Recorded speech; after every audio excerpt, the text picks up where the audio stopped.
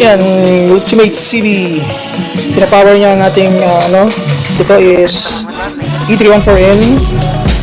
This one is TP-Link EAP225, and this one is your ZTE access point 48, 24, 48, and auto select siya guys dito sa aking PC. So ETH1 ISP, ETH1, tapos itong ETH2 is another ISP, second ISP. Then this is ETH3 is VLAN 23, then ETH4, then dito sa ETH5 naman is PPPoE port. Yun siya, ZTE, yan, minaw, and then EAP,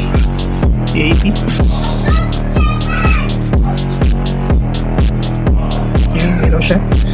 And then E314N, Compass E314N, yan. So gumagana yan lahat guys. Test natin yung niya, yung range.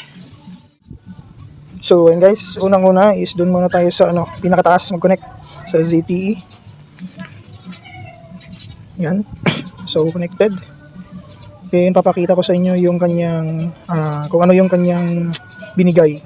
So dito tayo sa client info. So makikita nyo naman is disconnected ako. And nakakonect na yung ating Ultimate Sub Bendo. So ang ating portal ay ayan, ito yung kanyang banner, and then insert coin, pay via e-wallet, Gcash, Maya Cash in, connect. Yan. Then dito sa client info makikita nyo is ang interface ko ay ETH1 or ETH1. Okay. So yung aking IP address ay 10.0482. Pero yung aking ID KSRS NVFG. Then palit ako ng connection guys. Punta tayo sa second floor, that is TP-Link. Yan. So yan, TP-Link maliwanag. Kita nyo, wala na siyang banner.